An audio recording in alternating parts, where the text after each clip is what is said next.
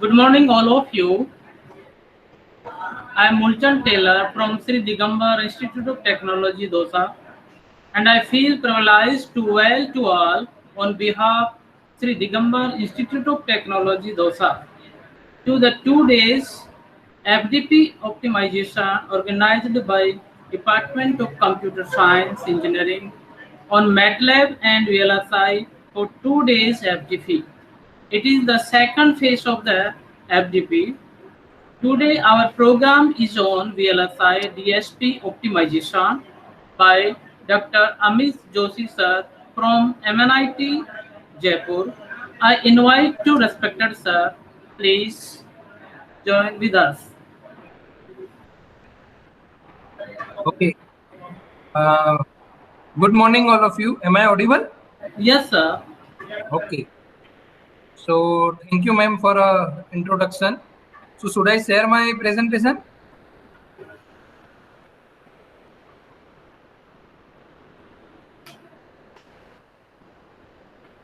Yes sir, you can do it sir. Okay. Hmm. Uh, is it visible? Yes sir, visible. Okay. So, ma'am, should we start? Yes sir, you can do it sir. Okay. So good morning, all of you. So first of all, thank you for inviting me and to be part of your workshop. So today we will be discussing about the VLSI DSP optimization. Okay, so I will mainly talk about the VLSI optimization techniques that you can apply for different DSP application. Okay, so the benchmark for a VLSI optimization, I will consider the DSP application. Okay, so the content that I will go through today is I will first introduce why we require a VLSI DSP optimization and what is the role of the optimization in basically DSP application. Then we will see different kind of representation that we can use it for a DSP system.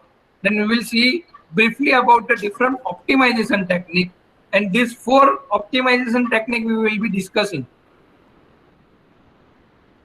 So when I talk about the DSP application, then there are so many. Okay, so few of them I have listed out over here, where video compression is one of the application, speech image processing, radar imaging, seismic analysis, biomedical application, and many more.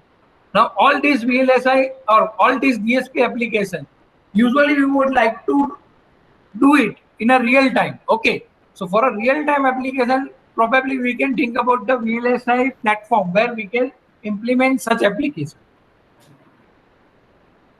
Now, if I talk about a DSP application, then DSP application, when I talk about, then we would like to do it on a real-time application. When we talk about the real-time application, then of course we need to think about that what could be the maximum speed that we can achieve for this particular application.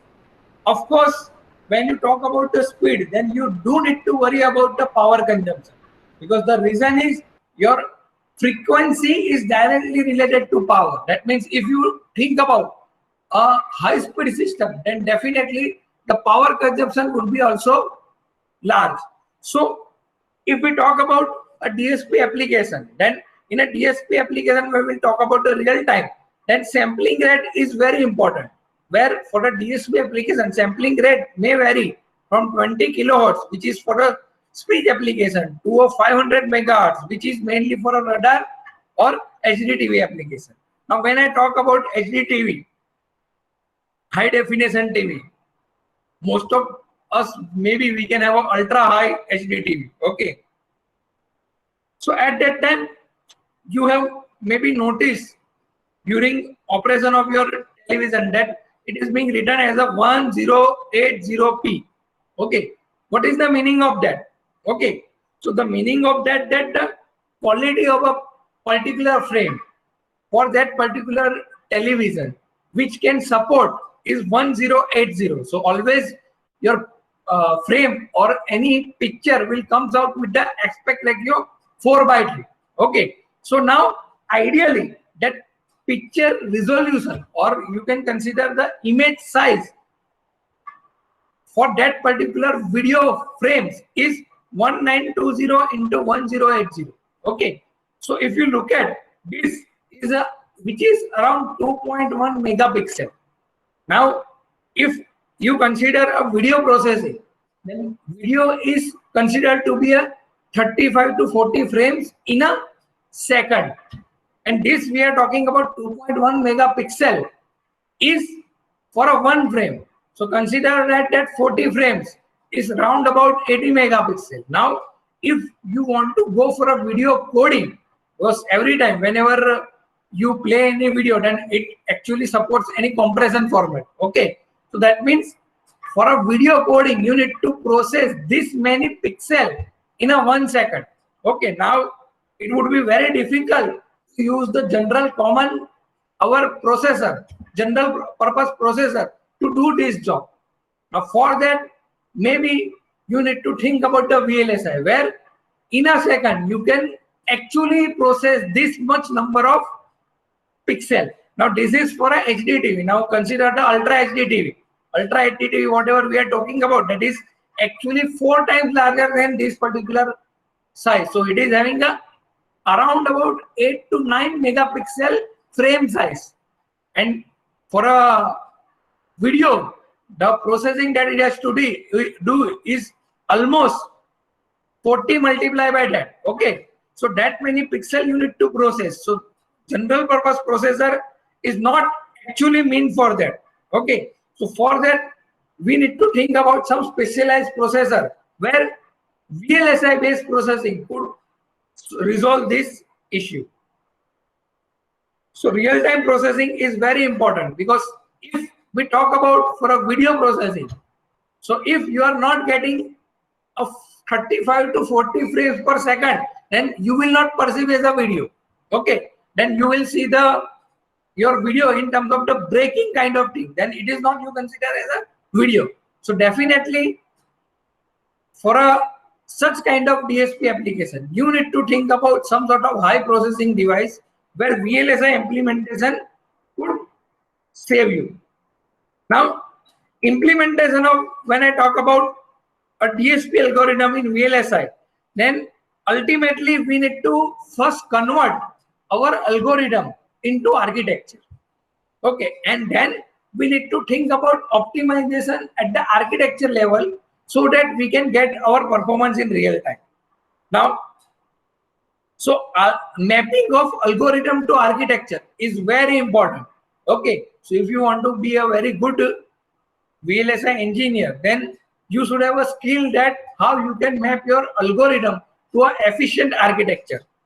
Then you need to explore the different merit at the time of the VLSI design. That means at the architecture level, you need to think about the different sort of optimization technique, that how I can improve my performance further for this particular DSP algorithm. So ultimate goal when we think about a VLSI DSP system is to meet the computing demand, to reduce the power consumption. Of course, I need to worry about the chip area, because ultimately I want to have some sort of portable device. Okay, portable device as well as a battery operated. So battery operated device has to be a low power consumption. Then reduce the production cost. Of course, the whatever the outcome of the device, it should be cheap enough so that it could target the normal people. And of course, the performance is very important. So when I talk about VLSI, then performance is mainly driven by speed. Okay, so speed is very important. Ultimately, we want to have a high-speed system. Now, when I talk about implementation on a hardware, then there could be multiple options. Okay, I can think about implementation of my DSP algorithm, maybe on a general purpose processor. Maybe DSP processor are also available where I can directly map my DSP application. Of course, when I talk about the VLSI implementation, then there are two different approach. One is a ASIC, which we consider as a full custom approach, and FPGA, where we can actually prototype our application. So all three are hardware implementation. So now the question is, why then DSP application we want to target for a VLSI implementation? Because your DSP processor actually meant to implement the DSP algorithm. Of course, the general purpose processor, like whatever the system that I am using for my presentation, that could be also helpful. But there are some limitations. So let's see one by one. General purpose processor. So when I say a general purpose processor, then it is not designed for any specialized purpose. Okay. So that means my whatever the laptop or whatever the system that I am using, that will do almost everything. Okay. But at that time, when you want to do so many things, at that time, maybe you have not to pay attention for a specific thing that you can do at a higher speed.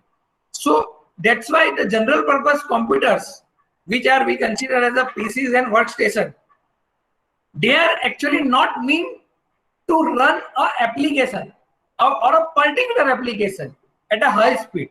Okay, so that's why for some sort of DSP application, the PC may not be provided real-time processing. Of course, high throughput. So we will see that what I mean by throughput, but this term is related to the speed. So high throughput is also may not be possible with the help of the general purpose processor. Now DSP.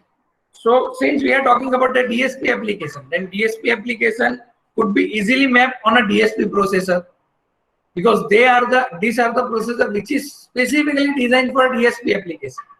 But DSP algorithm typically require large number of mathematical operations, which has to be performed quickly and repeatedly on a series of data centers. Now, special hardware support such as MAC, saturation arithmetic, dedicated I/O, real-time clock, and parallelism, this may not be available in your DSP processor. Okay, so when we talk about the real-time application, the parallel processing is one of the crucial tasks. Parallel processing, that means some task I can run parallel. Okay, but when I think about any DSP processor, then DSP processor will support any kind of language which is based on C or NCC.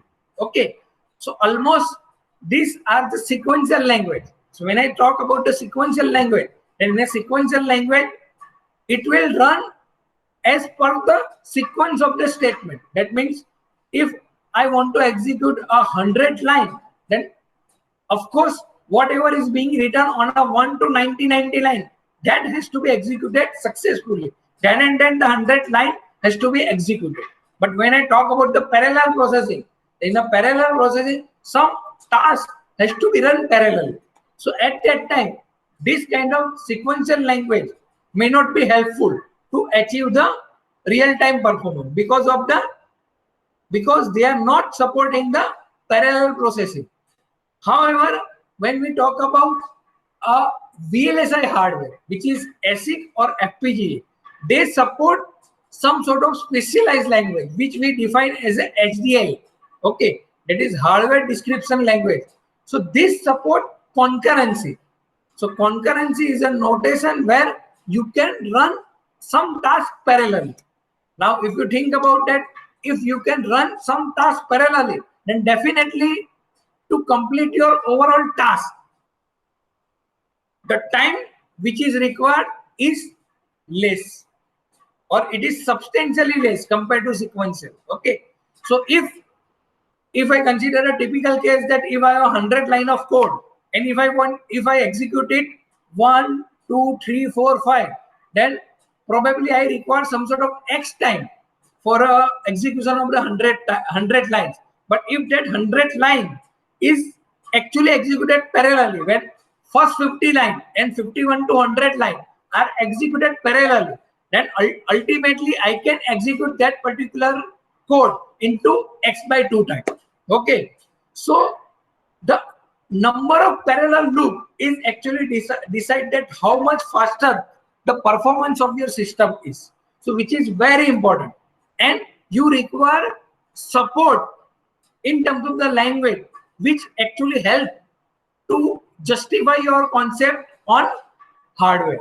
Okay, so that's why the DSP processor, which actually inherently support the sequential language, which may not be helpful to run such kind of parallel cases. So that's why they sometimes fail to do a real-time processing.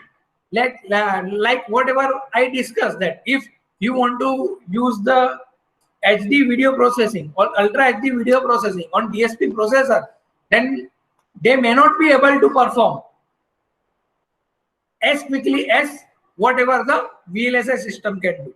Okay, so performance between the GPP, that is general purpose processor, and ASIC, the DSP is somewhere in between. Okay, DSP is faster than your general purpose processor, but it is slower than your ASIC. ASIC is one kind of VLSI implementation. Okay, another is a FPGA.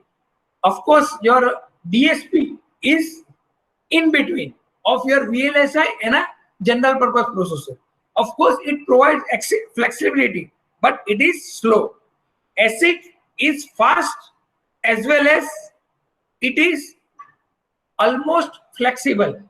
But the problem with the ASIC is the fabrication cost.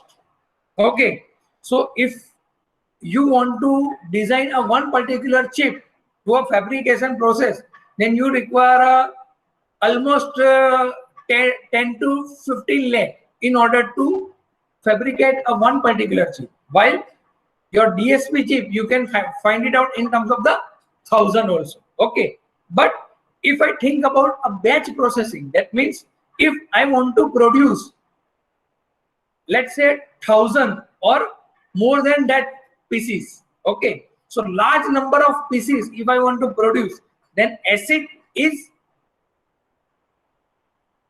outperforming your DSP, because at that time the per piece cost will be reduced, because in a ASIC the mask cost is a main one. Okay, so once you prepare the mask, then you can actually generate a number of pieces in a one shot. Okay, so ASIC, which we consider as a best approach for a VLSI, which supports the customize of a chip. Customization, that means whatever the design changes that I would like to do, that I can do. Okay, so that customization at the chip level is possible.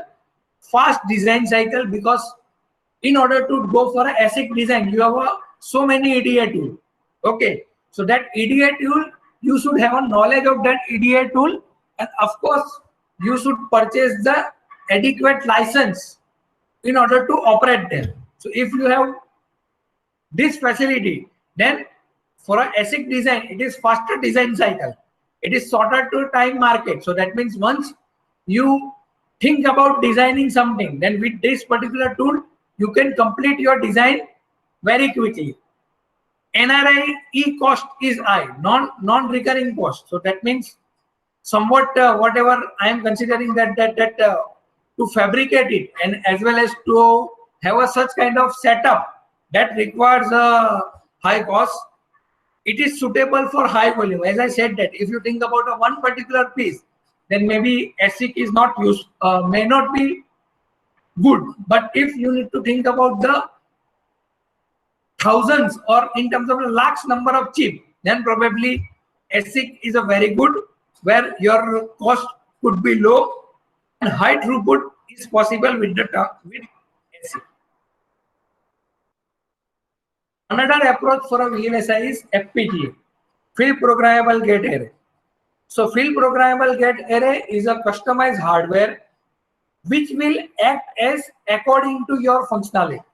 Suppose that I want to implement today is a simple ALU, 8-bit ALU, and that particular hardware will work as a 8-bit ALU. Suppose that tomorrow I want to replace it with the 64-bit DSP processor, then that particular hardware will act as a 64-bit processor, considering that the coding is you have done accordingly. So suppose that I write down my code for a 8-bit ALU, then I can dump it on that particular hardware, then it will be reconfigured as a 8-bit ALU. Similarly, 64-bit DSP I can design and implement on a FPGA. FPGA is somewhat slower than ASIC. The reason is FPGA is a prefabricated chip. So FPGA is already having some sort of basic dedicated modules inside. You are just making a connection of those modules by generating a bit file or by generating the downloading file for it. Okay. So ASIC are faster. FPGA is comparatively slower because of this prefabricated structure inside this. But FPGA is of course faster than DSP. Okay. So potential of very high parallelism. So FPGA also do support the concurrency kind of notation of your language. So that means HDL language you can implement on your FPGA. Rapid prototyping is possible. Now in order to map your design to a FPGA, there are some tools, EDA tools are available which you can use it, and it is suitable for a low volume production. Okay, so this is all about the introduction which I would like to go through about the hardware implementation. Now we will talk about how we can go for optimization. Okay, so when we want to go for any kind of optimization, then you need to have some basic knowledge of graphical representation of your algorithm. Okay, so that means if you want to convert your algorithm into architecture, then intermediate step is you need to go for a graphical representation of your algorithm, and then this graph you can convert into your architecture. So in this particular second session or second section, we will see how you can represent your DSP algorithm into a graphical form, and then how further you can develop the architecture form. Okay, so if you have any doubt up to this point, then maybe I can answer those questions, because otherwise it would be that I will speak on for 2 hours and maybe you have some doubt, then it will be in your mind. So if you have any doubt, then maybe you can ask me up till this particular point, whatever is being covered. If you have any doubt, you can ask me, otherwise we can go further. Yes.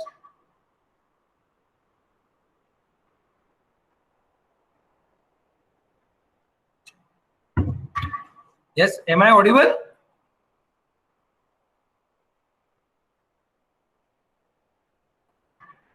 Yes, am I audible? Yes, sir, audible.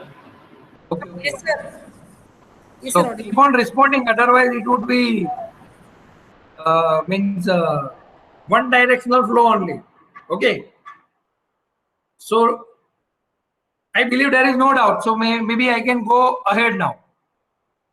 Okay. So optimization on VLSI DSP.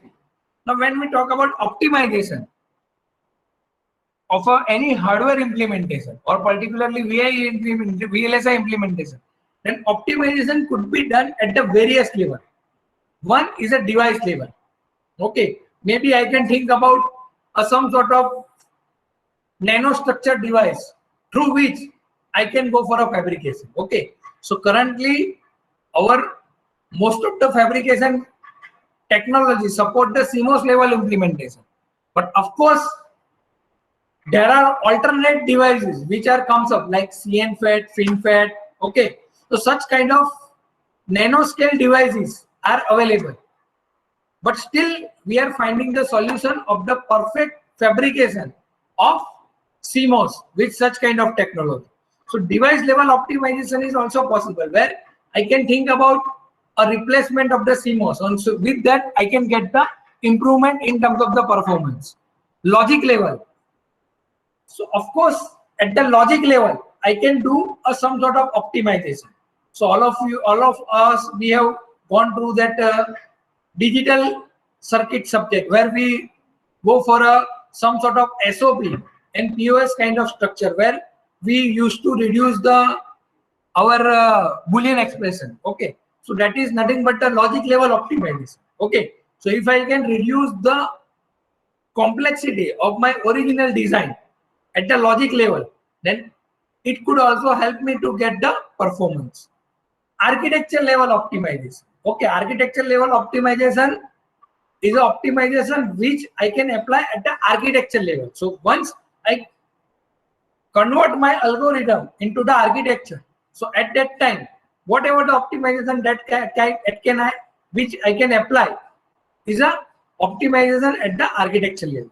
Now, architecture level optimization is your first control of optimization, because that is, you can do it at the abstract level. At the architecture level itself, you can think about optimization of the sum of the block. So in this particular lecture, we will focus optimization at architecture level. Okay, so whatever the technique that we are going to discuss in this particular lecture, that is optimization at the architecture level. Of course, the algorithmic level optimization is also possible. That means if I can create my design with some sort of different algorithm, like what I believe that means Rajesh Bhatija sir would be talking about the Vedic arithmetic. Okay, so that is the another way to implement your multiplier. Okay, so if I want to implement the multiplier, then multiplier can be implemented with a various algorithm. So which particular algorithm I choose for a multiplication, that is very important. So that is optimization at the algorithmic level. So as I said that we will talk about that the architecture level. Now when we talk about the optimization for a VLSI circuit, then these three steps are very important. First is optimization for a speed. That means I am interested to achieve higher speed through optimization techniques. Area. So if I want to minimize the area through the optimization, then that could be your objective. And of course, low power, okay, which is very popular, because if you want to have a portable device which is mainly a battery operated, then power is one of the critical things. Okay, so if you think about the mobile phone, then mobile phone, usually we want to have a larger battery backup. Okay, so nowadays for a portable device, the power is also crucial factor. So I will touch upon mostly all type of optimization. Okay, now we will see the graphical representation of any DSP algorithm. Okay, so if I want to go for a DSP algorithm representation, then that representation could be possible at the block diagram level. It could be possible at a signal flow diagram level, data flow or dependence. These are the different level of representation in terms of the graph for your DSP algorithm. Okay, so let's explore it, because this is very critical, because optimization you will apply on a graph, not your algorithm. Okay, so graph is, you can consider, is a pictorial representation of your algorithm, and you will apply the optimization at the graph level.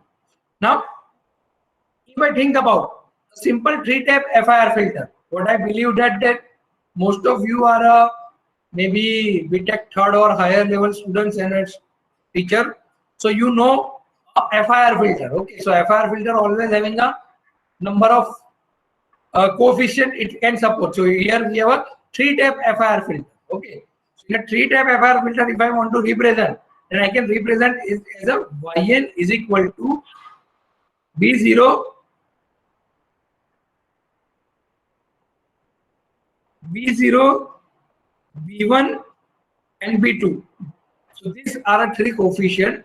This xn, xn minus 1 and xn minus 2. That is a different sample. So x is a sample and B0, B1, B2 are a coefficient. As it is a three-type FIR filter, so I am considering a three coefficient B0, B1, B2 and xn, xn minus 1 and xn minus 2 all are my sample. Now, if I want to represent this three-type FIR filter, then I can represent it like this. Maybe if you have gone through your DSP subject, then you have seen this particular structure when I want to actually define any kind of FIR filter. So this is my xn, here z minus 1. So this I am getting here x minus 1. So this x minus 1, if I go for a z minus 1, then here it is x minus 2. So this xn, if this is xn, this will be multiplied by b0.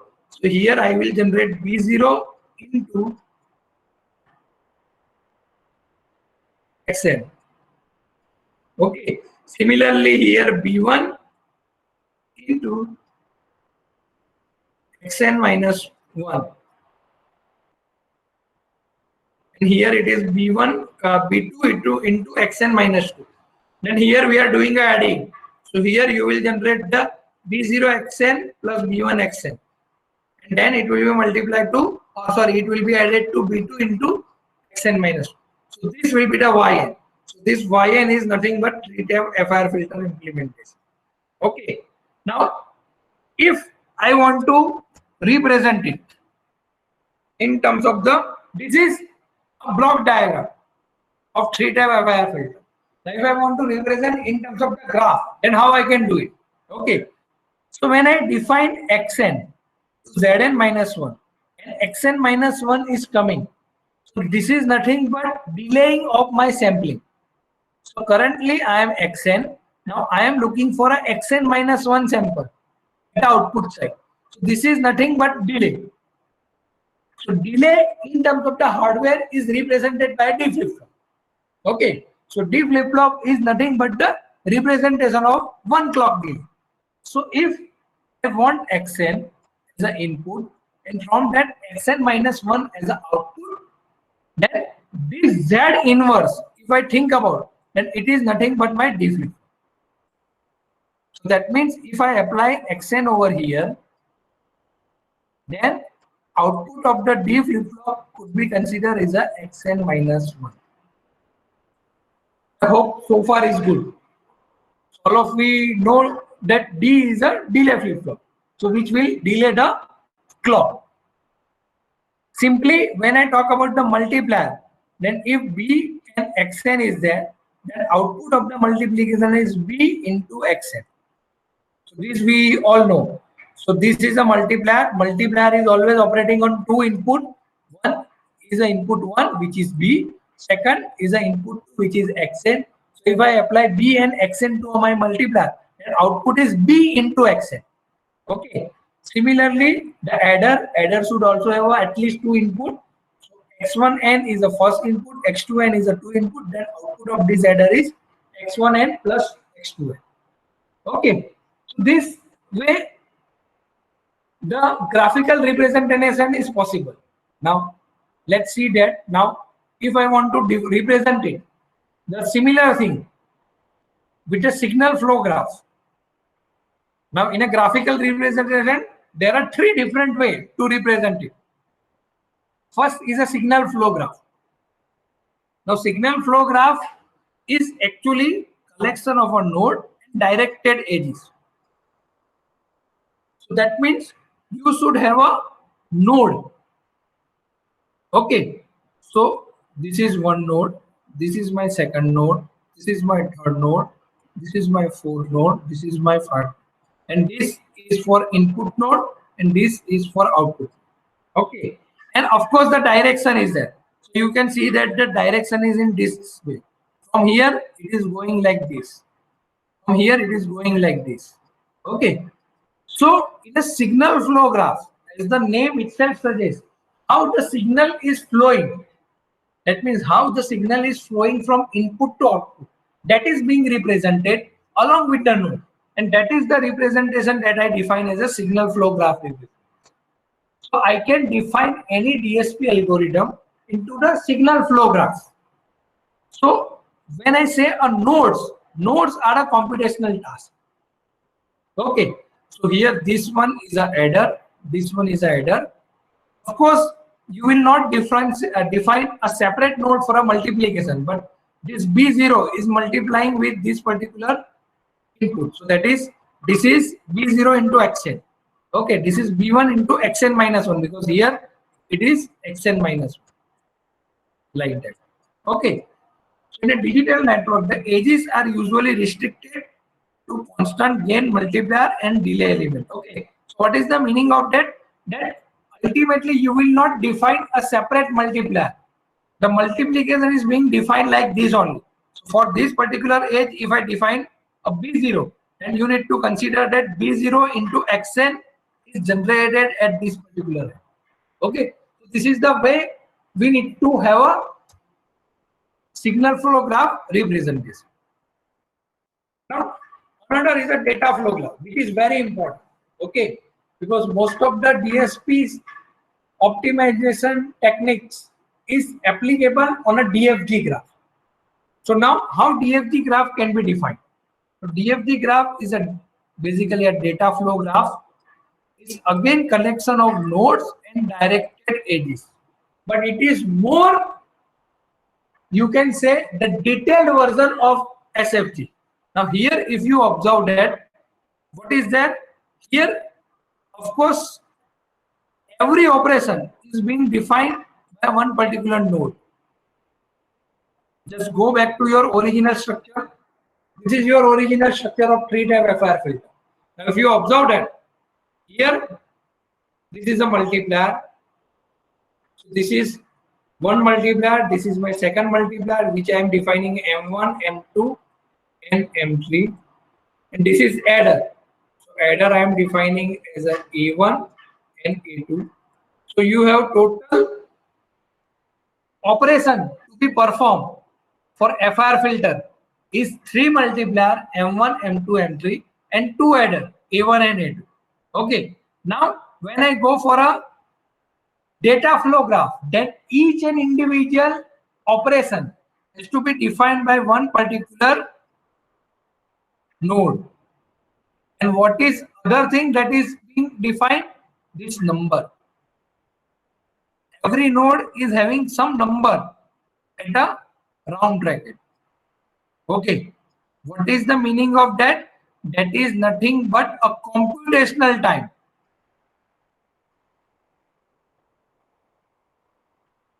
What I mean by computational time? When I say adder or addition or multiplier or multiplication, that is one sort of operation. So that in order to perform that operation, I do require some time. Okay. So this defines that it will take 4 units of time. So this is multiplier. Multiplier is taking a 4 units of time, while the adder is taking 2 units of time. Okay. And of course, this Z inverse is being defined by a D. We have already seen that. Okay. Because Z inverse is nothing but the delay of my sampling. So that could be represented by a D flip-flop. Okay. So here Z inverse is being replaced by a D flip-flop and all computational node is being defined along with their time. Okay. So that is a DFG graph. So DFG graph is a more detailed description of your algorithmic representation where you know exactly the number of operation as well as the time to execute those operations. Now that is very crucial when I want to actually thought about the, or when I am thinking about the speed of my particular system. So at that time, this time is very crucial because I should have aware about it. Then and then I can think about that, how faster my system is. If I don't know the blocks which are inside my system and those blocks taking how much time, then it would be very difficult for me to actually talk about a speed of my system. So for a system speed, you should be aware about each and individual operation and the time which they should take to perform. Okay, so nodes are represented with the computational function. Directed edges are there, so this is same way in your signal flow graph also, and each edge is having a non-negative number of delay elements. So this D is actually a presence of a D flip-flop. So that always a positive. See, here I could have a 2D, 3D. Maybe I can have a that Z inverse back to back. If I have a Z inverse in back to back connection, then probably if I apply Xn over here, then I can expect Xn minus 2 over here. Okay, so this D is always represented your presence of a delay element, and that delay element presence is always a positive number. That means 1D, 2D, 3D. Okay, it cannot be a negative number. So that is the thing that you need to remember. Dependency graph, however, it is not actually so much useful for today's lecture, because when we want to go for a DSP optimization with the systolic array representation, okay, that is a different way of representation. Okay, so for that, when you want to go for a systolic level optimization, at that time the graph has to be represented in a dependency graph. Now the only difference in a dependency graph, the dependency graph where the input and output can go in any direction. Okay, here you just observe that for this particular node, the input is coming like this, maybe diagonally, and output is going like this. You can have an n number of input, or you can have an n number of output, and which can comes out to be from any direction. And here each node is having the same computational complexity. That means if this node is doing addition, then all the way inside this particular graph, this particular node is uniform. It is doing an addition only. Okay, so that is a specific structure that we define as a systolic array, but that probably we may not be discussed in today's lecture. But if you are interested, then you can go for a book, K.K. Parhi, VLSI DSP system. Over there, the details are given. So now this, up to this, we have talked about the mainly how we can represent your algorithm in terms of the graphical view. Now onwards, maybe in a next 1 hour, I will talk mainly about how you can apply a optimization onto a DSP algorithm. Okay, so now we will take some of the example, and with that we will see the optimization on that particular algorithm. And of course, we will talk about the different optimization techniques for them. Okay, so now we will talk about the DSP optimization technique with the example for a DSP algorithm. Okay, so again, if you have any doubt up to this point, then I would be more than happy to answer.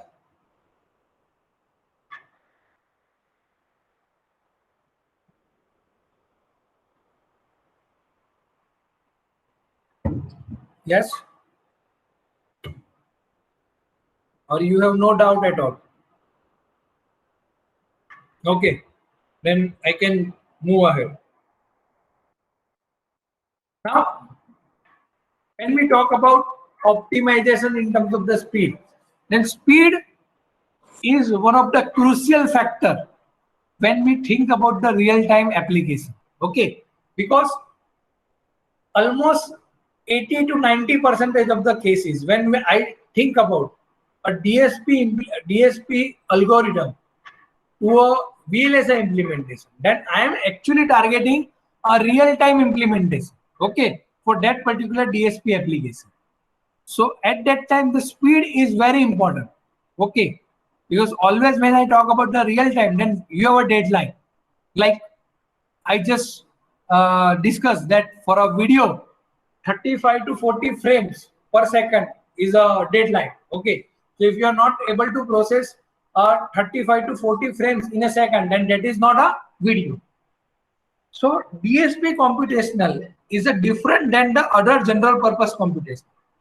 Okay, because when we talk about the DSP algorithm, then DSP algorithm is some sort of recursive in nature. Okay, recursive in nature, that means you need to do a certain task multiple times. Like if you have just observed your 3-step FR filter, or in a 3-step FR filter, what is the common? The make unit. That means you need to multiply and then add. So that is a fixed. If I increase my number of tap in a FR filter, that means from 3 to 100, then also the process remains same. Okay, but now I require 100 multiplication and 99 addition. While in a 3-step FR filter, I require 3 multiplication and 2 addition.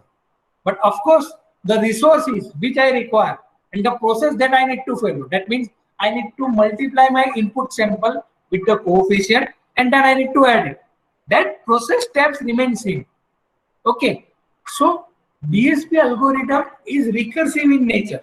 Okay, so when it is in recursive in nature, then for them the computational time is very important. Now, when we want to optimize in terms of the speed, then we need to pay attention about the critical part. Okay, because the critical part is defining your speed. So long critical part in a DSP limit the performance of a DSP system clock frequency, which required to apply to optimization to improve the performance in terms of this. So ultimately, the critical part is a term which you need to think about optimization, because if your critical part is shorter, then your speed is larger. So critical part is to deal with the time, and we know that the time is actually inverse of frequency. So if I want to increase my frequency, then the part delay or time I need to reduce. Okay, so that is the simple logic.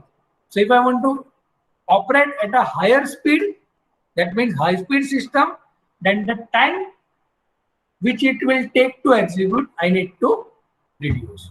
Okay. Now, DSP algorithm are mainly described by a non-terminating program which execute the same code repeatedly. As I told you, okay, it is recursive in nature. So iteration period is the time required for execution of one iteration of the algorithm. So DSP are iterative in nature. That means it will run for a 50, 100, n number of iterations. But of course, it will take some time to complete one iteration. So DSP algorithm, if it takes the T amount of time to complete the one iteration, then the iteration period I can define as a T. So iteration period is in a simple case, the time it will take to complete one iteration. Critical part.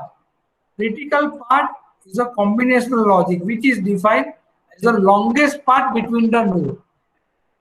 Okay, that means from one particular node. What is node? Node is always a computational unit. We have just seen in a graphical representation. The node is nothing but your computational resources. That means adder, multiplier, whatever. Okay, so that computational resources I am defining as a node. Okay, so from one particular node to the another node, whatever the longest time it will take, that I define as a critical path. Okay, so critical path is always defined as a longest time it will take from node A to node B. The latency is a defined as a difference between the time as a output is generated and the time at which the corresponding input was received. Okay, so what is the meaning of that? Suppose that there is a one particular RAD system is there. I am applying input. I am applying input at T1 time. Okay, and output is being generated at T2 time. So the difference between T2 and minus T1 is defined as the latency of this particular system. Because this system will take this much of time. Now this system is nothing but my hardware. And we know that when we talk about the hardware, then for every hardware, there will be some delay. Okay, so that means if I apply input at T1 time, let's say that I am applying input at 10 nanoseconds. Then output, where it is generated T2 is always greater than 10. So that means T2 can be 11, 12, whatever. Depends upon the time it will take. So suppose the system having a 1 nanosecond delay, or it is taking 1 nanosecond time to perform a operation on my input, then the output T2 will be generated at 11 nanoseconds. Okay, so whenever I apply the input, and then it will take some time to generate the output, so that will define as a latency, or in simple case it is a delay. Okay, delay is a term which I use usually for a combinational circuit. Okay, when it is sequential, okay, where the input of sequence is coming. Okay, as we have seen that the DSP algorithm is recursive. That means xn is coming, then xn minus 1 is coming, xn minus 2 is coming, xn minus 3 is coming. So inputs are coming continuously, and according to that the output is being generated. So where you need to deal with the input which is in sequential in nature, then the term that we are using is a latency. Okay, and latency we are defining in terms of the clock. So that means once I apply the input at T1, then maybe after 1 clock I am generating the output at T2, maybe 2 clock, 3 clock. Okay, so whenever we talk about the sequential circuit which operates on a clock, then we use the term to define a delay in terms of the latency. Then DSP systems are always characterized by sampling rate, which referred to a throughput. So throughput is a number of samples which could be generated at the output. Okay, so that means if I can generate 2 output at 10 nanoseconds, okay, then throughput is 5. If I can generate 4 output at a 10 nanosecond, then it is 2.5. So number of output there that you can generate per time, that is very important. You want, like, if you consider your system is to be high speed, then the number of output that it can generate for a particular time is always high. Okay.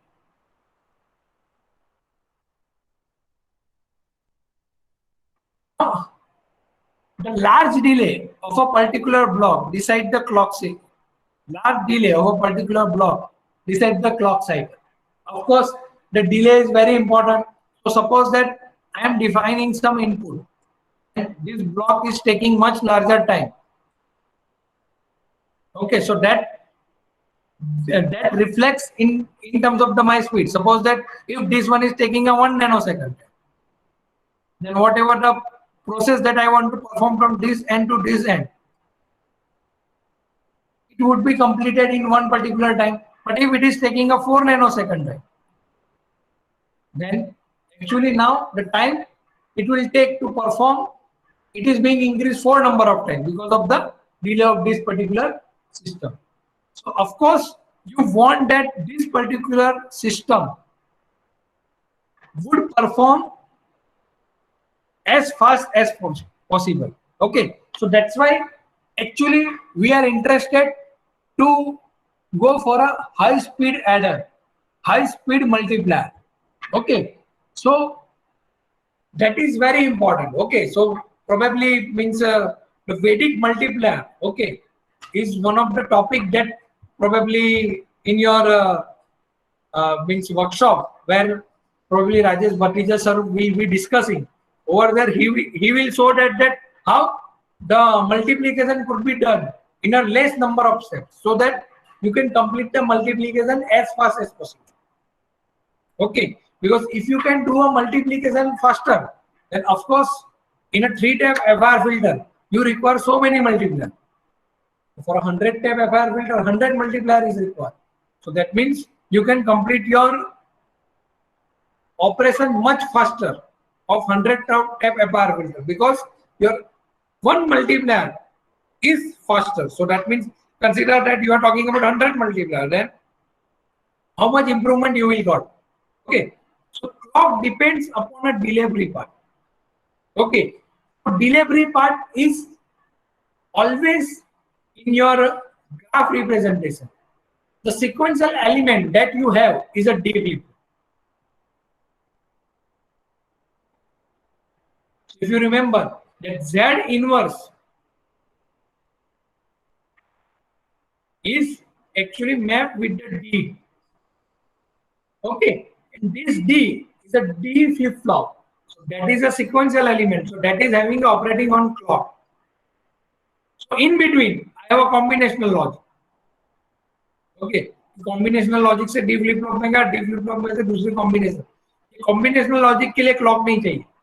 लेकिन ये जो sequential element है, जो D flip-flop, उसके लिए clock चाहिए.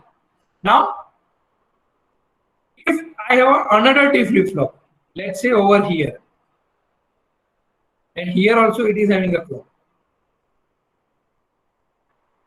तो आपकी क्लॉक का पीरियड किसके ऊपर डिपेंड है? ये जो दो डी फ्लिप फ्लॉप है, this is my D flip flop 1, this is my D flip flop 2. इन दोनों के बीच में जो आपका ऑपरेशन हो रहा है उसका डिले कितना है उसके ऊपर डिपेंड है. ठीक है, suppose it is this block is taking 5 nanoseconds. So that means you require a clock which should generate a clock period of 5 nanoseconds. And we have seen that this T, whatever we are talking about, it is directly or actually it is inversely proportional to F. So if this 5 I can reduce to let's say 4, then this F could improve. If this T is previously 5 nanoseconds, and if I can reduce it to 4 nanoseconds, the frequency is improved because आपका time period कम हुआ है. Time period अगर कम हुआ है तो frequency बढ़ेगी. Frequency बढ़ेगी, that means it is now high speed compare to previous one. Okay, so clock depends upon the delay free part. तो अल्टीमेटली आप दो डिले एलिमेंट के बीच में जो टाइम है वो टाइम को कितना मिनिमाइज कर सकते हो, दैट इज वेरी इंपॉर्टेंट. कि जैसे कि ये 5 है, ये 5 को अगर मैं 4 कर पाया, 3 कर पाया, 2 कर पाया, so that means this time period I can reduce. So if I can reduce the time period, then I can improve the frequency. So in a delay free part, all operation has to be performed in a one clock. So जो मैंने बताया, ये D और ये D flip flop, उसके बीच में कितने भी नंबर ऑफ कॉम्बिनेशनल लॉजिक है, लेकिन वो सारे कॉम्बिनेशनल लॉजिक एक क्लॉक पीरियड में खत्म होने चाहिए. ये T में खत्म होने चाहिए. और मुझे अपना क्लॉक पीरियड ये पर्टिकुलर कॉम्बिनेशनल लॉजिक का डिले उतना तो रखना ही पड़ेगा. ठीक है, so ultimately you need to ensure that between these two delay element you should have a minimum number of combinational logic, because if you have a minimum number of combinational logic, then the delay associated with that is reduced. If you can reduce a delay between two delay elements, then the frequency could be improved. So critical part is a delay-free part of a maximum delay. So when I say critical part, then critical part is a delay from one to another D flip-flop, but maximum time it will take.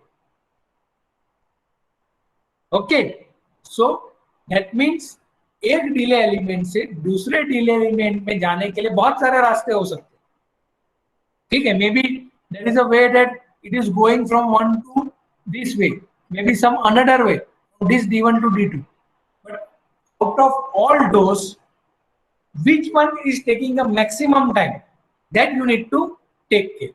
Okay, so usually in our exam, when we set an exam paper, then when we set some sort of questions, then we know that if a student is bright, then probably this question paper he can finish in 40 minutes. But we do worry about the student which is average or below average. Maybe they require somewhat larger time.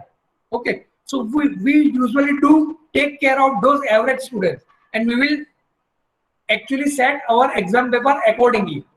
Okay, so that the below average paper, below average students could also complete the examination. Okay, so similar way, when we talk about a particular system, for a system from one point to another point, there are different ways through which I can reach. But always I need to take about, or I need to think about a way from which it will take the maximum number of time to reach from point 1 to point 2, and accordingly I need to decide my clock frequency. Okay, कि हो सकता है कि कोई उस रास्ते से जाए. ठीक है, जैसे कि मैंने बताया ना कि if this question it has to be solved by a below average student, then maybe he will take instead of 5 minutes he will take 15 minutes. So I need to think about that scenario, and according to that I need to think about my setting of the paper. So the critical part is a delay-free part with the maximum delay. Clock cannot be shorter than a critical part. Critical part क्या है?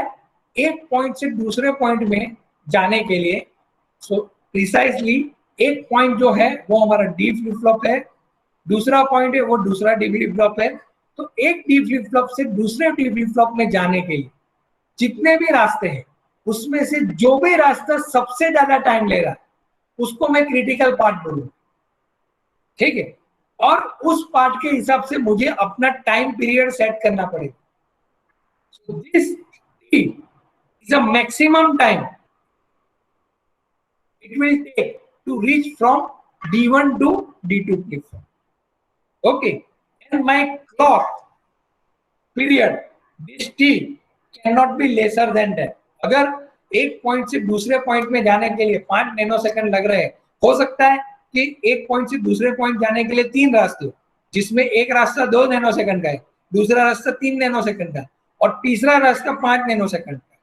फिर भी मुझे अपना clock period 5 nanosecond रखना पड़ेगा, क्योंकि वो रास्ता जो जाने का है, if somebody follows that particular path, then it will take 5 nanoseconds. Okay, so always in your VLSI system, when you are designing, you need to find out the critical part, which is the worst part in your design, and according to that worst part delay, you need to decide your clock frequency. Your clock frequency cannot be lesser, or clock period rather than clock period cannot be lesser than your critical part. The time required for a DESIM is critical part time. Throughput is always depend upon the critical part. So reducing the critical part will maximize the throughput and improve the frequency. As I said it, if I can reduce this T, then I can improve my F. Now for a speed optimization, okay, there are different ways to do it. We will see most popular is pipelining, Then we will see parallel processing. If time permit, then maybe I will talk about the retiming and then unfolding. So all four techniques are there to have a speed optimization in your VLSI DSP algorithm. So let's see the one of the famous approach for a speed optimization is pipelining and parallel processing. Now, if you have gone through a microprocessor architecture, maybe 8085, 8086, or any micro, even ARM architecture, so all of them are having internally pipelining and parallel processing to improve the performance. Okay. What is that? We will see. Okay. So before discussing on that, if you have any doubt, let me know. Yes, whatever I am explaining, I hope it making some sense.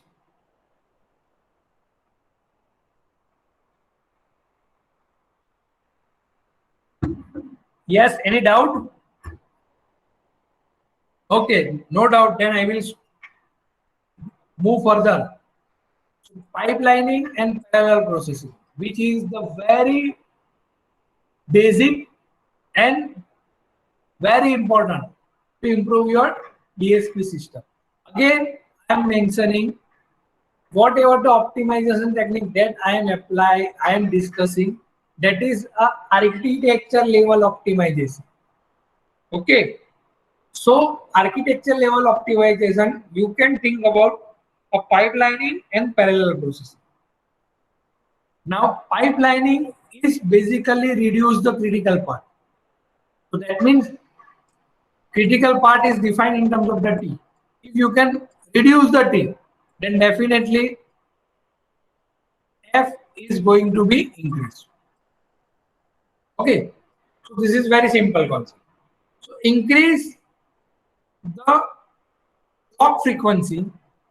Okay, it is increasing the clock frequency and reducing the time. Parallel processing is actually not reducing the time. आपका time reduce नहीं हो रहा, फिर भी आपका system high speed है. Why? I will just explain. In what way it is helping, so that I will explain in a while. Okay, इसमें time reduce नहीं हो रहा है. ये पाइपलाइनिंग में टाइम रिड्यूस होगा, इससे फ्रीक्वेंसी आगे जाएगी. But here we are not actually reducing the time, but then also we are getting a high speed, so that I will explain. So here not increase in a clock frequency. Clock frequency भी improve नहीं हो रही, लेकिन आपके system level पे high speed मिल रहा है. कैसे मैं बताऊंगा. Okay, pipeline. Now consider that I am interested in to perform a one particular operation which is being defined as a AN plus Xn plus Pn. The operation which I would like to perform is An plus Xn plus Bn. Now this operation I would like to perform. So this Xn will be added to An. So this is a adder. So this will perform this particular task. So I am just converting my DSP algorithm into a graphical level representative. This is DFG. These all are DFG. This is DFG. So Xn is being added to An. Here you will get the An plus Xn term, and then it will be added to Bn, and then you will get Yn. Okay. So this Yn is nothing but An plus Xn plus Bn. Then what is pipelining? Pipelining is nothing but a concept of introducing a D flip-flop inside your path. And always when I say a path, then you need to inherently understand it is a critical path. ठीक है, what is the critical part? Critical part is the maximum time it will take to perform. Now अगर आप देखोगे, so let me just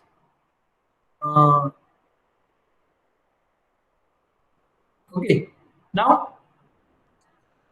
अगर आप देखोगे कि ये एक रिसोर्स है, ये एक दूसरा रिसोर्स है, it will take let's say a time t, this is also same resource, it will take time t. So here this is a first node, here this is a second node. The time which is taken for this particular node is t, here the time which is taken for this second node is also t.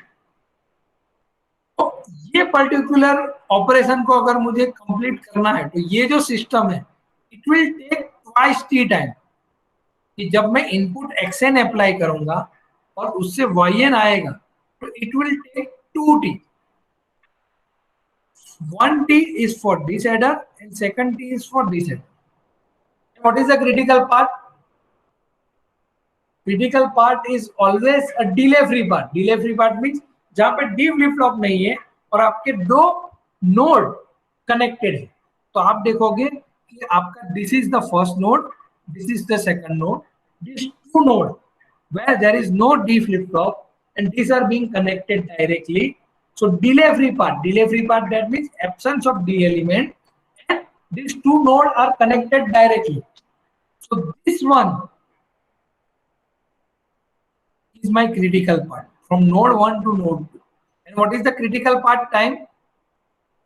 Twice t.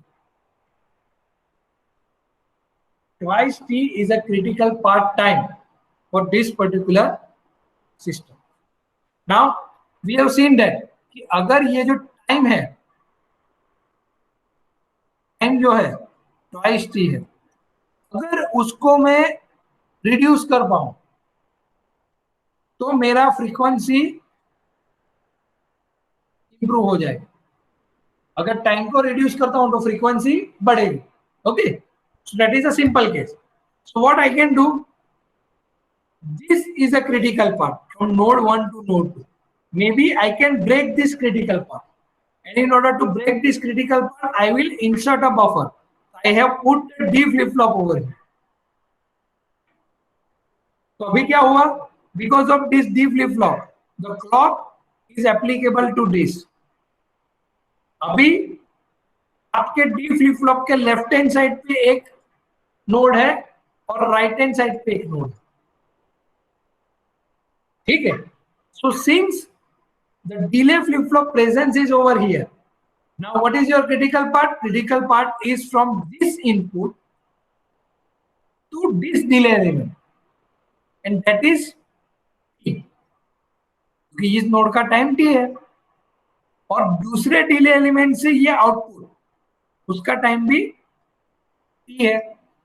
Previously from xn to yn there is no delay element, so that means xn to yn जो functionality है वो functionality complete होने में मुझे 2t time लग रहा है, लेकिन अब I have put a delay element.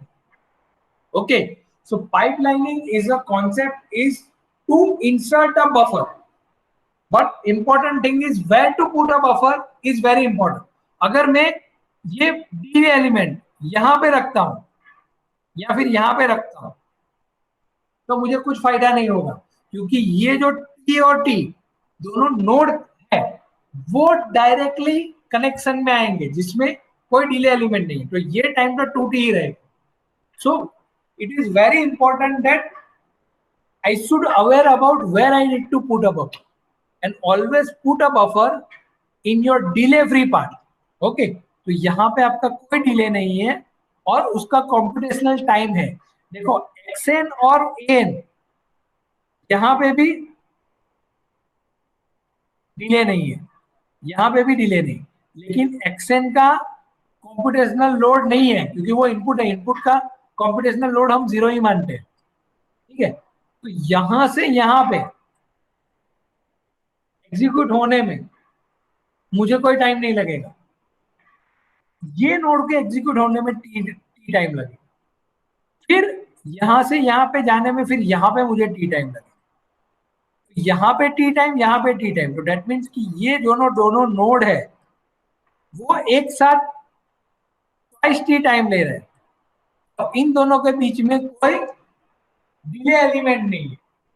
So that's why the better is I should insert a delay element over here, not over here or not over here, so that this T and T, this part is being break. तो अभी ये D element जहां पे clock होगा उससे पहले का time है T और इसके बाद वाला टाइम है T।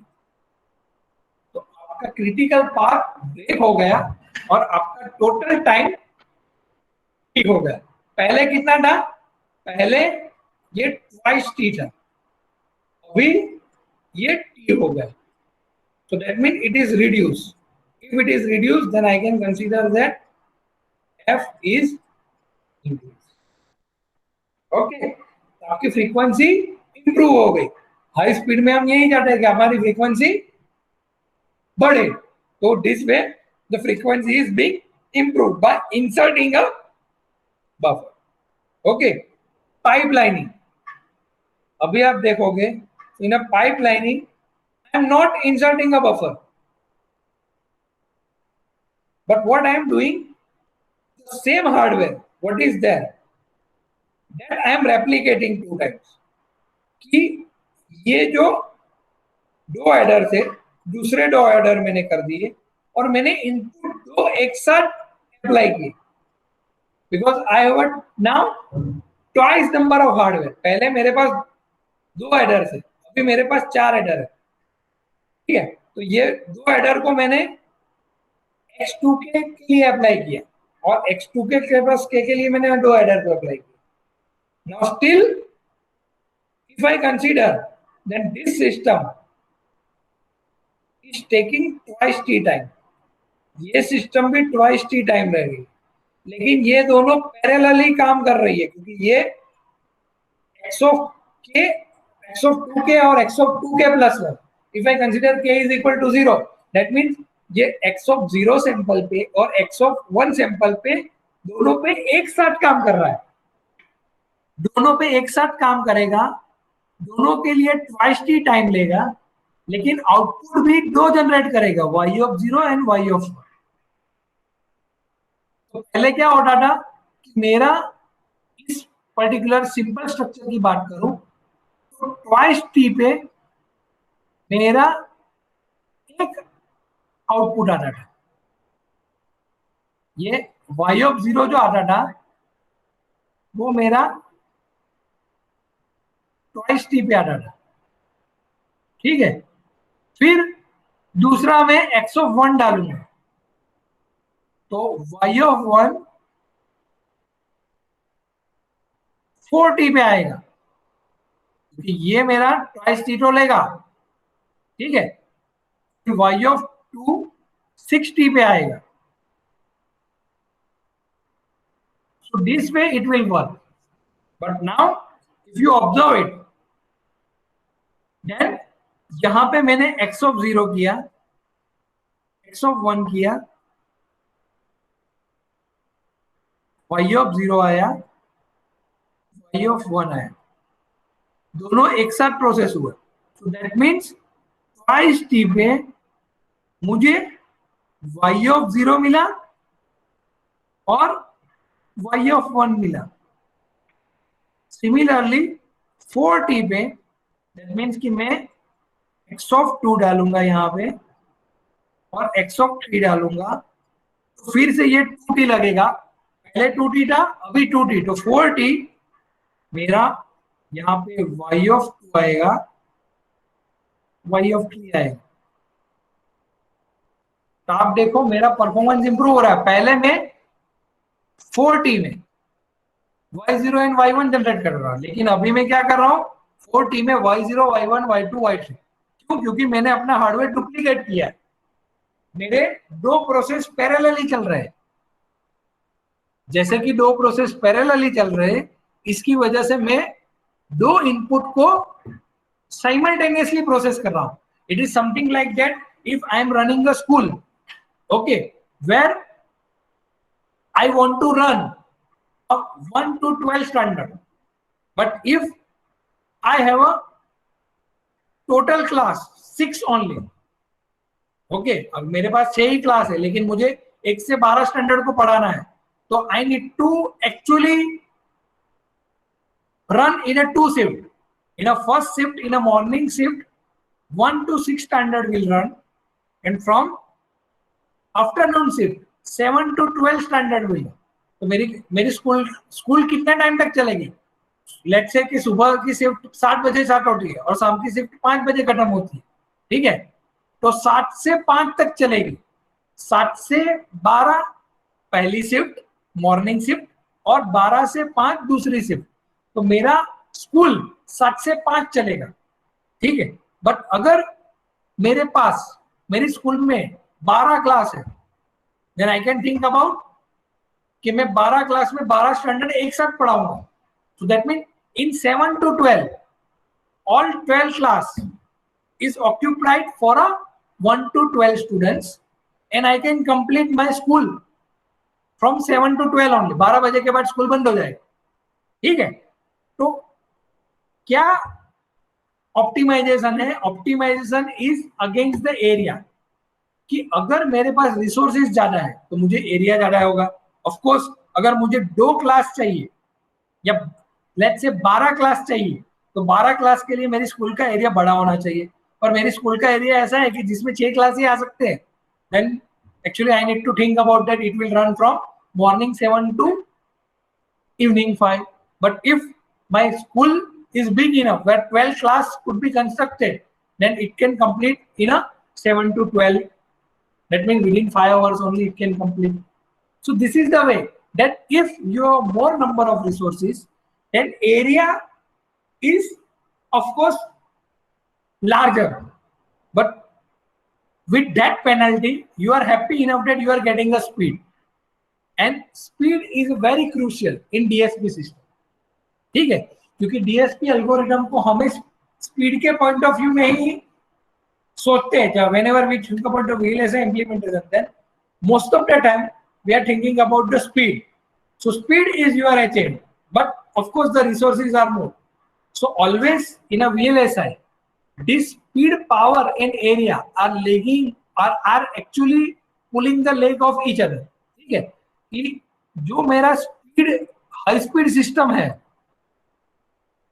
उसके लिए मेरा एरिया ज्यादा ही होगा, और अगर मेरी स्पीड अच्छी है तो मेरा पावर भी ज्यादा होगा।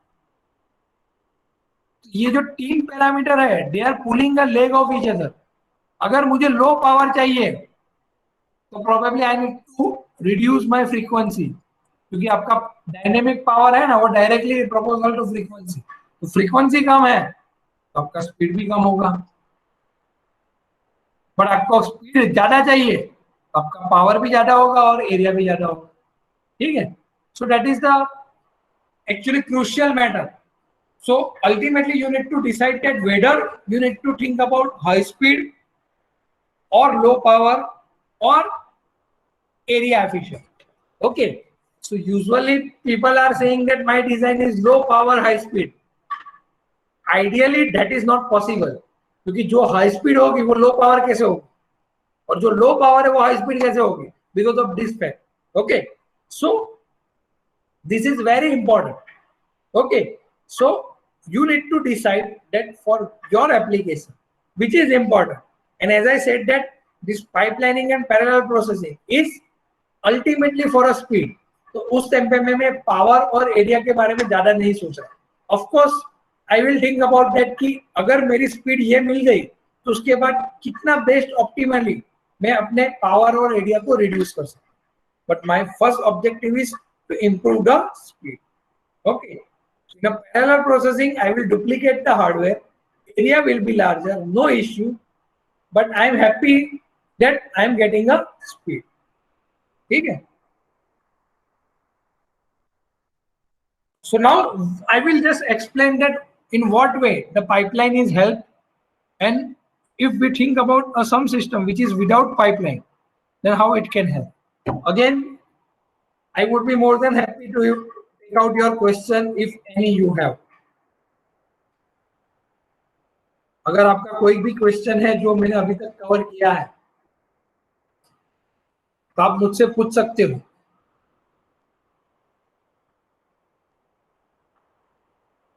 No question. I hope, am I audible, am I connected?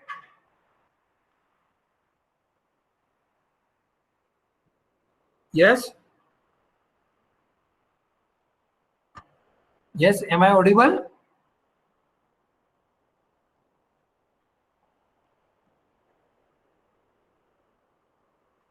Yes,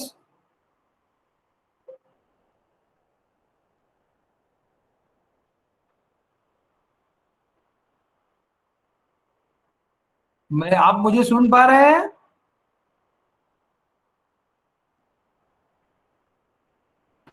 Yes, sir. हाँ, तो मुझे रिस्पॉन्स नहीं मिल रहा, तो इसका मतलब या तो मीन्स आप लोग कुछ और काम कर रहे हैं या फिर you are not paying attention over here. I am not sure. Okay, so please do reply when I ask something. So any doubt whatever is being covered till now?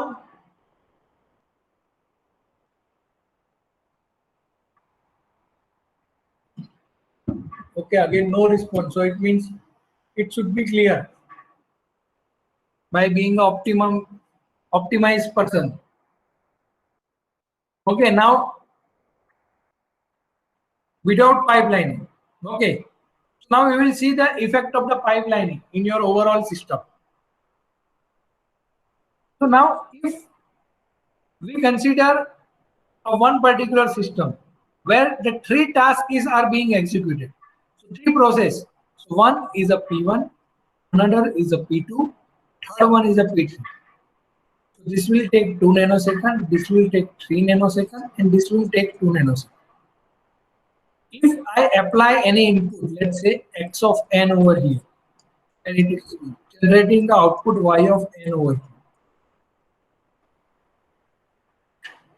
So that means when I apply input, then it will perform this particular task, which is defined by P1, then another task P2, third task P3, and finally it will generate the output. So that means if I apply input over here, and output is generated, how much time it will take? Yes. How much time it will take if I apply input over here, and output is generated? It will pass through this P1, P2, P3. कितना time लगेगा?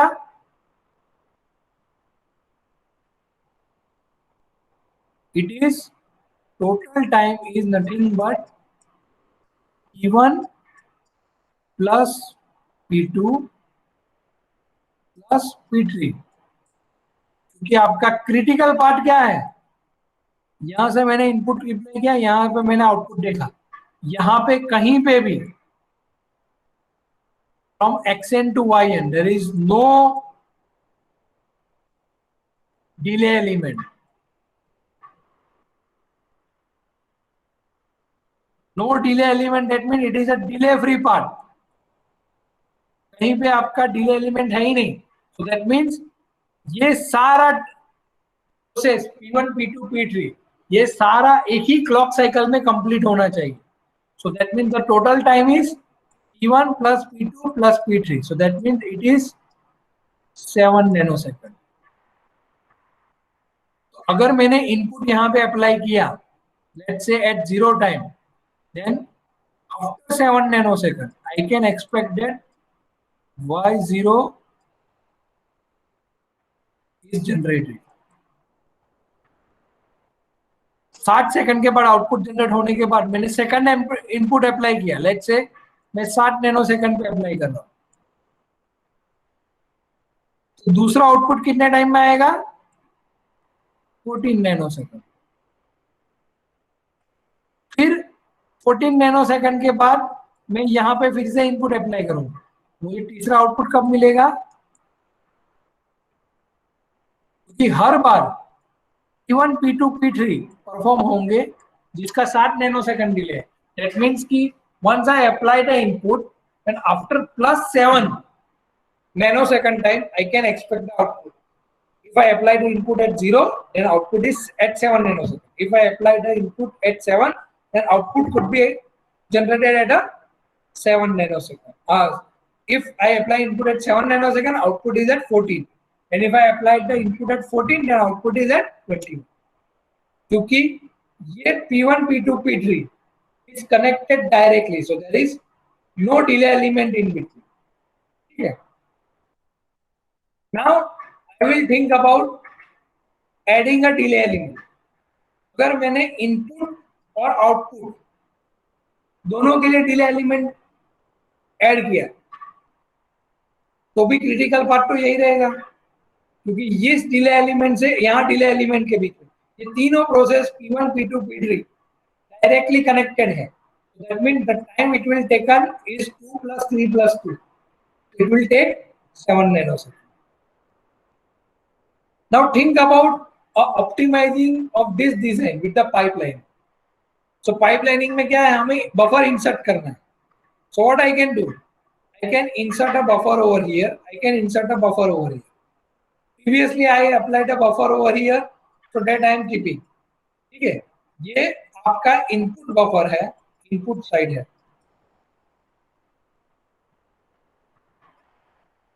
और ये आपका output buffer है जो output के side है. तो इनपुट और आउटपुट बफर करने से कोई फायदा नहीं होगा. बफर की डी फ्लिप फ्लॉप हम अगर जो हमारा कॉम्बिनेशनल लॉजिक है, ये कॉम्बिनेशनल लॉजिक है जो 2 नैनोसेकंड है, ये 3 नैनोसेकंड, उसके इन बिटवीन में करने से फायदा हो. यहाँ पे मैंने लगाया है, यहाँ पे मैंने लगाया, यहाँ पे मैंने delay flip flop D flip flop लगाया, या फिर बफर इंसर्ट किया. बफर है और डी फ्लिप फ्लॉप दोनों सेम ही है. ठीक है, अभी क्या फायदा होगा, ठीक है, वो समझते हैं. तो नाउ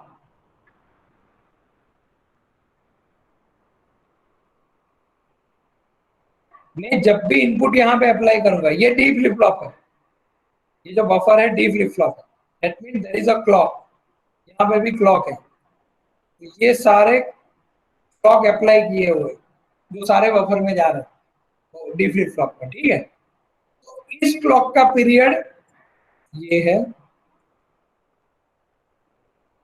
अभी क्लॉक में जब भी बोलूंगा तो क्लॉक का पीरियड एक कांस्टेंट होगा.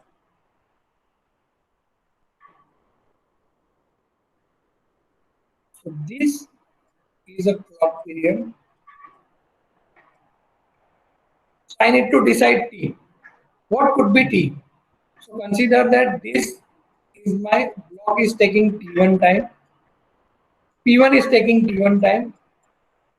P2 is taking T2 time, and P3 is taking T3 time. So I need to think about the T.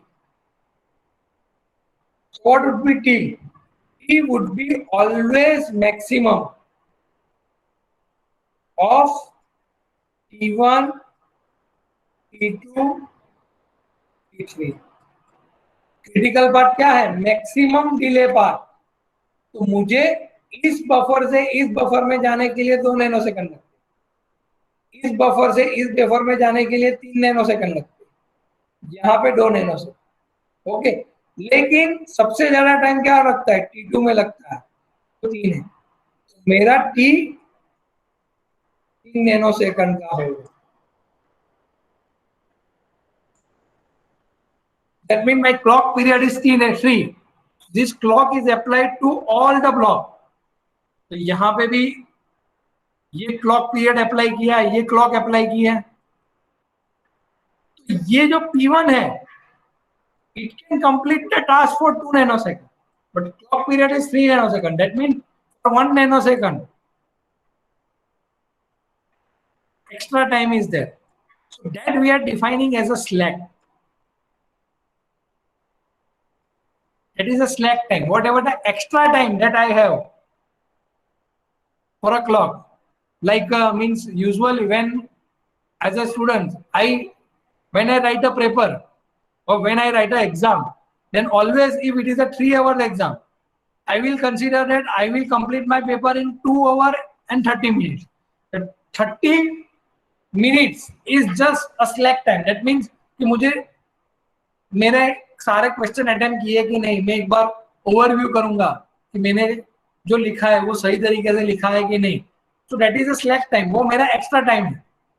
ठीक है, उस टाइम पे मैं आंसर नहीं लिख रहा हूं, लेकिन I am just looking at the things. Okay, of course उस 30 मिनट्स में if I want to attempt any other question which is optional one, that I can attempt।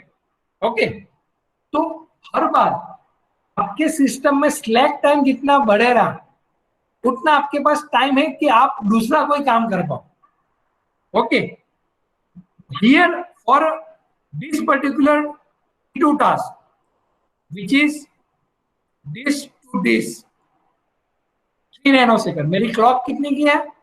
3 की है, और यहाँ पे टाइम कितना है? 3 nano second. So there is no slack time, यहाँ पे मैं कोई एडिशनल काम नहीं कर सकता। T3, if I think about it, then clock is 3, it is taking 2 nanoseconds, but still 1 nanosecond slack time is there where I can perform anything. Now if I talk about overall performance of this system, then through pipelining it should improve, and it is being improved. How it is being improved? Okay, now if you consider you are applying any input, let's say xn, x of 0 at 0 time, तो यहां पे मेरा y of 0 generate होगा। कितना time लगेगा? कितना time लगेगा अभी? देखो, this is operating on a disk clock and clock period is 3 nanosecond. So this will take 3 nanosecond, this will take 3 nanosecond, and this will take 3 nanosecond. अभी y of 0 is taking 9 nanosecond. Now you may tell कि ये तो time बढ़ गया, पहले कितने में होता था? जब हमने ये सिस्टम की बात की तो ये तो 0 में देने के बाद 7 नैनोसेकंड में आउटपुट दे रहा था। यहाँ पे 0 पे देने के बाद 9 नैनोसेकंड लग रहा है, टाइम बढ़ गया। Okay, then I say wait a minute. Okay, we are not actually worrying about the first output, we are worrying about all the output with which we need to generate.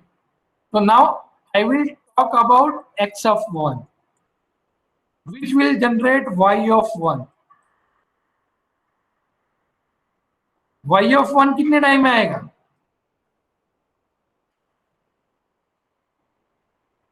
y of 1 कितने time में आएगा?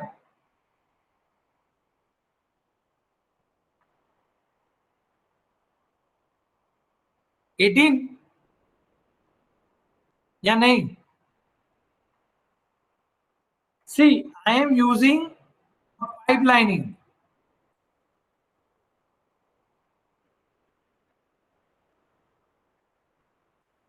जब मैंने x of 0 apply किया उसके बाद x of 0 के ऊपर p1 का प्रोसेस होगा और फिर वो वैल्यू यहां पे स्टोर होगी। और दूसरे क्लॉक में, ठीक है, दूसरे क्लॉक में मैं x1 अप्लाई कर सकता हूं because of this pipelining concept. पहले क्या था कि मैं 0 सेकंड के बाद 7 नैनोसेकंड पे ही मैं दूसरा इनपुट अप्लाई कर सकता था जब तक ये पूरा काम खत्म नहीं हो जाता।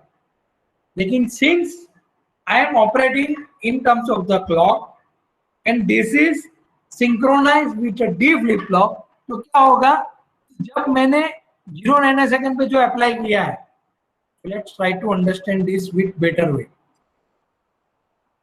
जो मैंने यहाँ पे 0 सेकंड पे अप्लाई किया है वो पहली क्लॉक पे, क्लॉक पीरियड क्या है,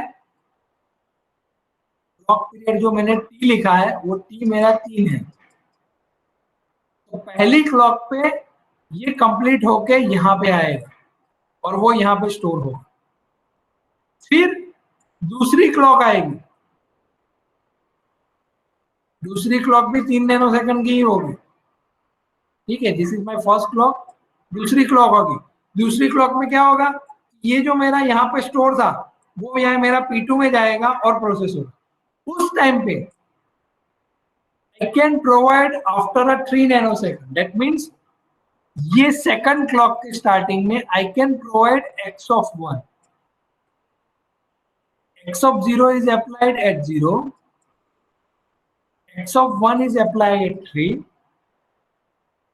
So here आउटपुट कब आएगा, अगेन ये जो सेकंड क्लॉक पीरियड है 3 नैनोसेकंड के बाद, तो यहाँ पे मेरा आउटपुट आएगा।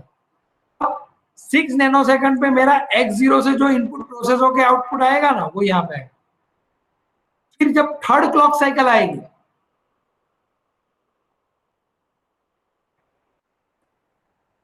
थर्ड क्लॉक साइकिल आएगी, अब मैं अपना x of 2 यहाँ पे इनपुट करूंगा। जब x of 2 P1 को प्रोसेस करेगा, P2 में कौन सा प्रोसेस होगा, जो मैंने x1 इनपुट में डाला, और P3 में कौन सा प्रोसेस होगा, जो मेरा x0 में। So that means all three P1, P2, P3 are active and they are processing at a time. So जिसकी वजह से पहला आउटपुट मेरा 9 नैनोसेकंड पे आया, मेरा जो y of 1 है, y of 0 मेरा 9 पे आया, लेकिन y of 1 जो है वो मेरा 12 पे आएगा, 18 पे नहीं आएगा, 12 पे आएगा। क्यों? क्योंकि जो मैंने x of 1 डाला वो पहले 3 नैनोसेकंड के बाद डाला, तो दैट मीन्स कि 6 नैनोसेकंड के बाद यहाँ पे होगा, 9 नैनोसेकंड के बाद यहाँ पे होगा, और 12 नैनोसेकंड के बाद यहाँ पे होगा। तो ये मेरा y of 1 है। सिमिलरली मेरा y of 2 कब जनरेट होगा, y of 2 15 पे जनरेट होगा, y of 3 18 पे जनरेट होगा। तो आप देखोगे कि आपका पहला आउटपुट 9 पे आ रहा है। यहाँ पे देखो, आपका पहला आउटपुट 7 पे आया था, दूसरा आपका 14 पे आया, तीसरा आपका 21 पे आया, चौथा 28 पे आया।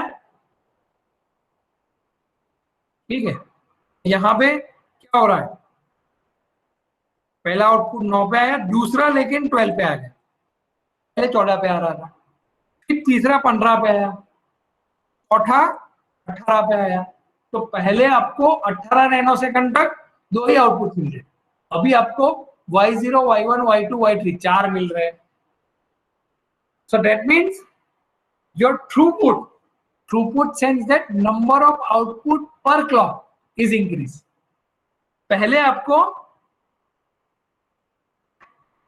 कितने टाइम के बाद आउटपुट मिल रहा था, 7 नैनोसेकंड के बाद हर एक आउटपुट मिल रहा था, लेकिन आपको पहला आउटपुट 9 नैनोसेकंड पे मिल रहा है। ठीक है, लेकिन उसके बाद हर एक 3 नैनोसेकंड पे मुझे एक आउटपुट मिल रहा है। So this is a defined as a throughput. So throughput is always defined as a number of output that you are getting per clock or per time unit. तो अभी आपका जो आउटपुट है, पहला output always in a pipelining, because of the insertion of buffer, your initial time or initial output will take a larger delay. ये पहला 7 की जगह 9 पे आ रहा है, लेकिन दूसरा 12 पे आ रहा है, उस केस में 14 पे आ रहा है, तीसरा 21 पे आ रहा है, उस केस में यहाँ पे क्या आएगा, 21 में तो आपका पांचवा आउटपुट आ जाएगा, क्योंकि 18 के बाद नेक्स्ट आउटपुट आपका 21 पे आएगा। ठीक है, so this way the output which is being generated are faster because of this pipelining. और वो पाइपलाइनिंग क्यों एप्लीकेबल हो रहा है, क्योंकि मेरे सारे ब्लॉक एक साथ प्रोसेस कर रहा है। यहाँ पे क्या था, मेरा P1 में गया, फिर वो P2 में जाएगा, तो ये P1 कुछ नहीं कर रहा, P2 में जाने के बाद P3, फिर ये P1 P2 दोनों कुछ नहीं कर रहे। तो because of pipelining, after a some time your all the block will be active all the time, and because of that your performance is being improved. So that is pipelining. So pipelining, with this, the data that you are getting as output after every 3 nanosecond. 9 nanosecond is the initial latency, पर उसके बाद 12, 15, 18, 21, so speed up is ultimately 2.33 times. Now parallel processing, हम system को parallel processing भी कर सकते हैं और पाइपलाइनिंग के साथ पैरेलल प्रोसेसिंग भी कर सकते हैं. तो क्या करेंगे कि मैं x0 को यहाँ पे अप्लाई किया, x1 को यहाँ पे अप्लाई किया और x2 को यहाँ पे अप्लाई किया, और ये तीनों पैरेलली चल रहे हैं, और ये हर एक के लिए मेरा जो क्लॉक है वो t is equal to 3 nanosecond. So that means मेरा y of 0 9 नैनोसेकंड पे आएगा, y of 1 वो भी 9 नैनोसेकंड पे आएगा, और y of 2 वो भी 9 नैनोसेकंड पे आएगा. x of 0 के बाद ये तीनों पैरेलली चल रहे हैं, तो यहाँ पे 0 टाइम पे तीनों इनपुट जाएंगे.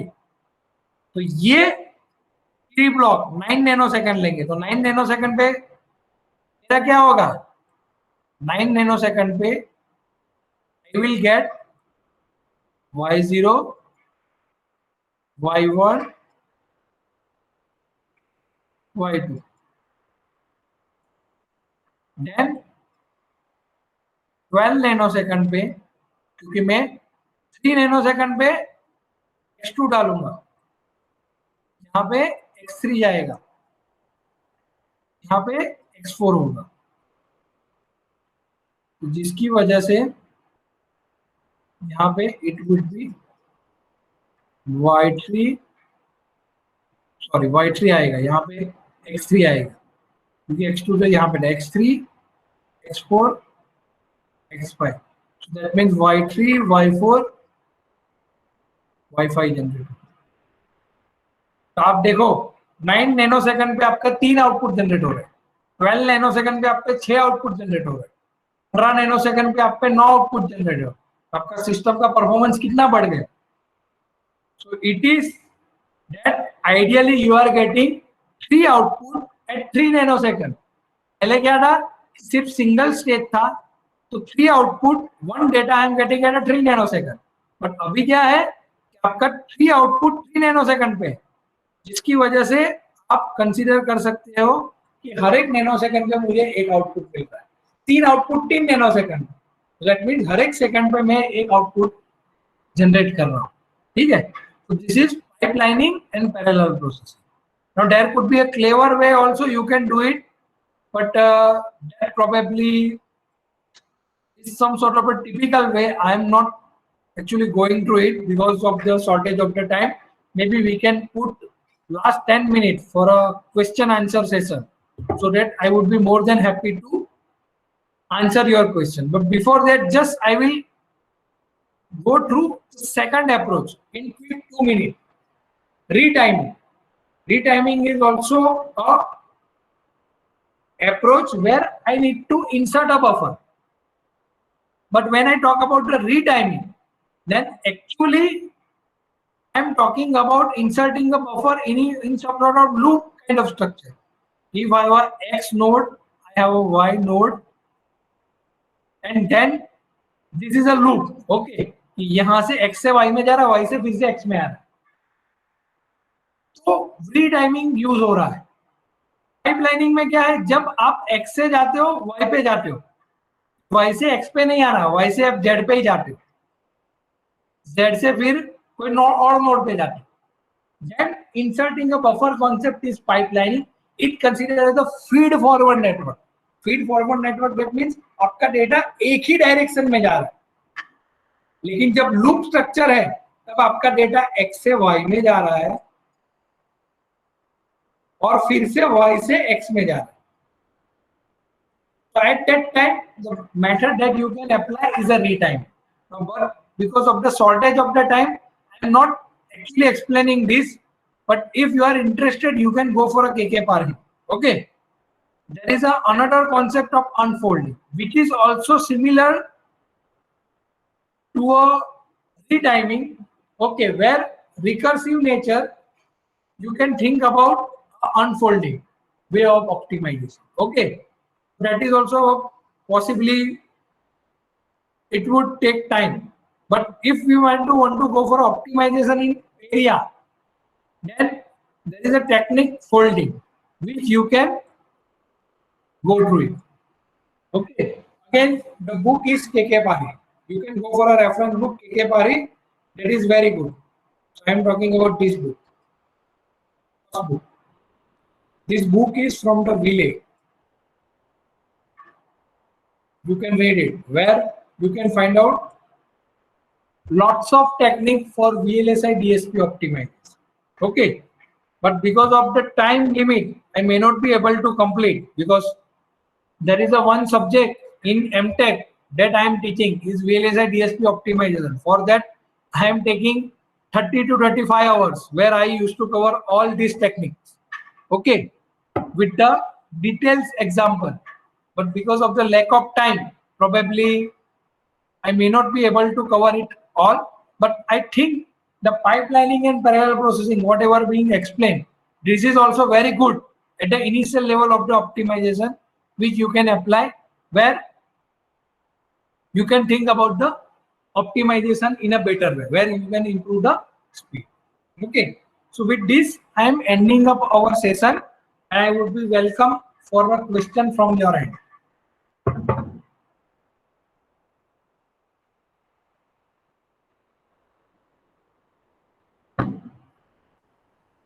Yes.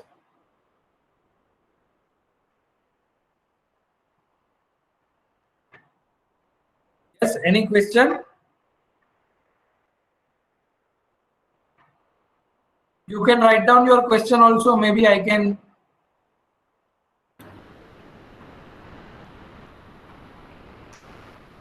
नहीं पता चला या फिर क्वेश्चन ही नहीं है. See, if there is no question, then there are two way. या तो पता चला है या फिर पता कुछ भी नहीं चला.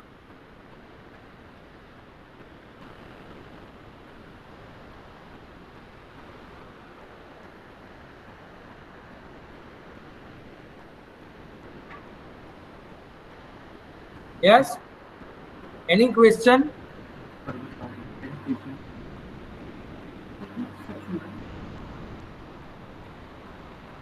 Still we have a 5 minutes, so I can maybe any related to your project or maybe any other which is related to VLSI.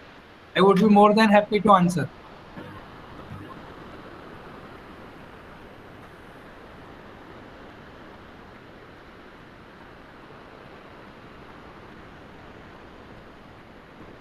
Okay, if there is no question, then we can stop. Yes, sir. Okay, sir. Thank you very much. Okay. Thank you very much, sir, to share the best information and functions of VLSI DSP optimization. Really, we are lucky to get a chance to meet you, sir. Thank you very much, sir. Okay, thank you. Have a nice day. I will share my PPT with Rajesh, sir. So maybe you can look at it. Oh, okay, sir. Thank you, sir. Okay, thank you.